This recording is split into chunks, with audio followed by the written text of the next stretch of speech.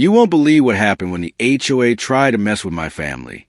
We had just moved into a quiet suburban neighborhood, hoping for peace, but within 48 hours, they declared war on us. Why? Because my wife parked a patrol SUV in the driveway. The HOA thought it made the street look bad, so they called the cops. What they didn't know was that my wife is a county sheriff, and that mistake, it changed the entire neighborhood forever.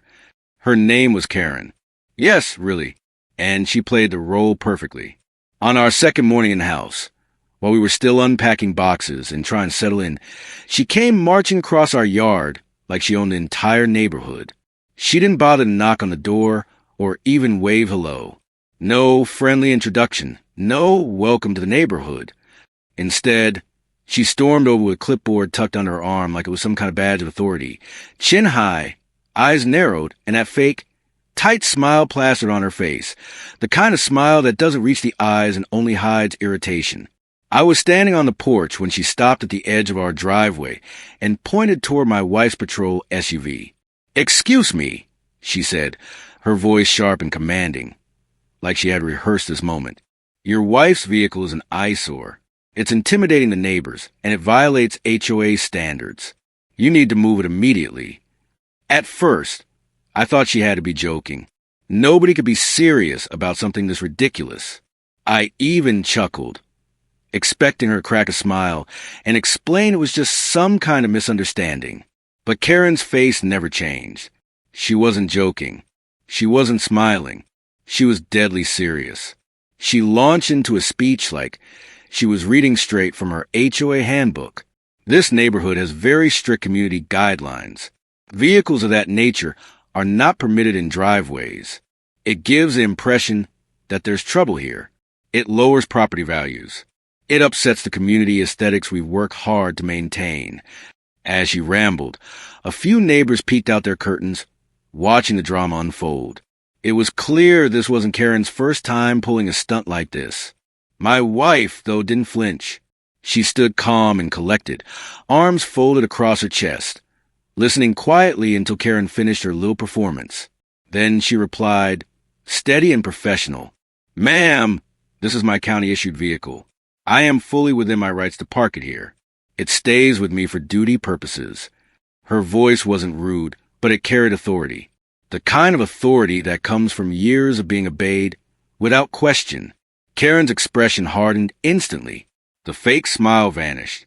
Her eyes narrowed, and her lips pressed into a thin line. She clearly wasn't used to people standing up to her.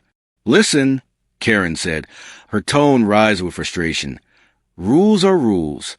I don't care where you work or what that vehicle is used for.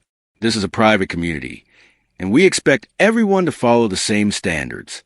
If you don't move it right now, I'll call the police myself." I felt my jaw drop slightly. Did she really just threaten to call the police? Over a sheriff's patrol SUV? For a second, I almost want to see how far she'd take this. That was the moment I knew this woman had absolutely no idea who she was dealing with. My wife tilted her head slightly, studying Karen with that calm, unshakable demeanor she always carried on the job. Then, after a long pause, she gave Karen the kind of look that could silence a room. Finally, she spoke, her voice flat, firm, and cutting straight to the point. "Go ahead. Call them. Let's see how that works out for you." The words hung in the air like a challenge. Karen's face went red. She wasn't expecting resistance. Her fingers tightened around her clipboard, knuckles turning white. For a moment, it looked like she might explode right there in our driveway. She opened her mouth, then closed it, clearly trying to think of what to say next. But my wife didn't budge. She stood tall, shoulders squared, eyes steady, the picture of calm authority. She didn't need to raise her voice. She didn't need to explain herself again. Her presence alone spoke volumes. Karen, on the other hand, looked like she'd just been put in checkmate. She sputtered something about not tolerating defiance and calling the board for backup. But it was all bluster. The power dynamic had shifted, and everyone watching knew it. I glanced at the neighbors peeking through their blinds. A couple of them looked amused, like they had been waiting for someone to finally stand up to Karen. One man even gave me a little nod, as if to say, "Good luck. You're going to need it." Karen, though, wasn't done yet. Her pride wouldn't let her back down so easily. She jabbed her finger toward the SUV and snapped, "Fine. If you want to play hardball, I'll call the police right now. You'll regret not cooperating." My wife didn't move an inch. She simply repeated, calmly and firmly, "Do what you have to do." The tension in the air was thick enough to cut with a knife. Karen turned sharply on her heel, muttering under her breath, and stomped back across the yard toward her house. As she disappeared behind her front door, my wife and I exchanged a look. I raised an eyebrow. She just smirked, the corner of her mouth twitching upward. We both knew what was coming next. And honestly, we couldn't wait to see the look on Karen's face when she realized the police she was calling were about to show up for the sheriff herself. An hour later, our once quiet street was suddenly lit up with flashing red and blue lights, washing over the houses like a scene out of a late-night crime drama. 2 squad cars rolled in, sirens chirping briefly before they cut off. They didn't just drive. They pulled up with the kind of urgency you'd expect if they were about to bust a drug house or arrest an armed suspect. And all this over a parked SUV. The sound of tires crunching against the pavement drew people out of their homes. Curtains twitched. Front doors cracked open. A few neighbors, coffee mugs in hand, strolled casually down their driveways just to get a closer look. Some had cell phones ready, probably eager to capture whatever drama was about to unfold. It was small-town theater at its finest, and Karen had provided the tickets. The squad cars parked right in front of our house, engines rumbling. 2 uniformed officers stepped out. They were young, maybe mid-20s, wearing crisp uniforms, hands resting cautiously on their belts. Their expressions weren't hostile, but they definitely looked like they were expecting trouble. One officer cleared his throat, reading from the call notes on his tablet. "Ma'am, we got a call about an unauthorized vehicle parked in a driveway." His tone carried more confusion than authority, like even he couldn't believe that was a reason they'd been dispatched with lights blazing. Before my wife could respond, Karen practically sprinted across her lawn. She nearly tripped over the curb in her rush, waving her arms dramatically as if she'd just solved a major crime. Clipboard still clutched under her arm. She pointed a shaking finger straight at my wife's patrol SUV. "That's it. That's the one," she barked. "Ticket them. Tow it. Whatever you need to do. That vehicle is violating our HOA standards, and it needs to be removed immediately." She was practically out of breath from the effort, red-faced and huffing, like she had been preparing for this grand moment all morning. The officers looked at her, then at the SUV, then back at us, their brows furrowed. Something about the scene clearly didn't add up. This wasn't the kind of call they were expecting. One officer glanced at his partner, a silent exchange that said, "This is what we rushed out here for?" From where I stood on the porch, I could see the uncertainty written all over their faces. They had 2 choices: play along with Karen's performance or figure out what was really happening. Karen, however, wasn't about to let them hesitate. She stomped her foot and demanded, "Well, what are you waiting for? Do your jobs." The younger officer shifted uncomfortably. Ma'am, HOA violations usually aren't a police matter." Karen cut him off with a shriek. "This is harassment of the community. This is intimidation. That vehicle doesn't belong here, and I will not have my neighborhood turned into some kind of police zone." The irony was almost too much for me to handle. Here she was, yelling about being intimidated by a car. Not a person, not a crime, just a parked car. The officers finally turned their attention back to us. My wife stood tall, calm, and silent up until this point. She let Karen burn herself out, and only when the timing was perfect did she slowly reach into her bag. The neighbors held their breath. Even the officers seemed to tense, like they weren't sure what was coming. That's when my wife pulled out her badge. She held it up with practiced ease, her voice steady and commanding. Actually, she said, "I'm Sheriff Daniels. This is my county-issued vehicle, and it's not going anywhere." The effect was instantaneous. The 2 officers froze mid-step, eyes widening as they processed her words. For a beat, there was silence, the kind of silence that falls when a bombshell drops and everyone is still reeling from the impact. Then, almost in unison, They straightened their postures. Their hands snapped away from their belts. They exchanged a glance, one that carried a silent message. We're standing in front of the sheriff herself. Their voices shifted immediately from procedural to respectful. Sheriff, we didn't realize. Apologies, ma'am. The neighbors gasped audibly. You could hear the whispers starting, a ripple of gossip already spreading down the block like wildfire. And Karen? Karen looked like someone had yanked the floor out from under her. Her mouth dropped open. Her clipboard nearly slipped from her grasp, and her eyes darted around like she was searching for an escape route. Just moments ago, she was barking orders like a general leading an army. Now she looked like a child caught with her hand in the cookie jar. Her face turned a shade of crimson I didn't know was possible, and for once, she had no words. Not one. It was the first time I'd ever seen her speechless. And honestly, that silence was more satisfying than anything my wife or I could have said. The moment those words left my wife's mouth, the entire energy on the street shifted. The officers, who just minutes ago had been approaching us like they were about to write a ticket, suddenly froze. Their eyes darted from the SUV back to my wife, and then down to the shiny badge in her hand. One of the officers straightened his posture immediately. Sheriff Daniels, we apologize, ma'am. We didn't realize. His voice carried a mix of respect and embarrassment, like someone who just realized they'd almost arrested their own boss. The second officer quickly nodded in agreement. Yes, Sheriff. We were responding to a call. That's all. My wife didn't gloat, didn't smirk, didn't even raise her voice. She simply gave a calm nod. No problem, officers. You were just doing your job. But then she slowly turned toward Karen. And let me tell you, if looks could kill, Karen would have been 6 feet under right then and there. Karen's face had gone pale, her fake confidence vanishing as fast as it had appeared earlier. She stumbled over her words, clearly not used to being challenged. You never told me you were the sheriff, she stammered, her eyes darting nervously from my wife to the officers and back again. My wife raised one eyebrow, her tone firm but controlled. I didn't think I needed to. I parked my county-issued vehicle at my residence, as I am required to do. That's the law. But since you're so quick to involve the police, let me make something very clear to you. Karen's jaw tightened. The clipboard she had been clutching all morning now looked more like a security blanket. She desperately wished she could crawl behind. My wife took a step closer, her voice steady and authoritative. HOA rules do not override state law. And calling officers out here for something this ridiculous? That's a waste of county resources.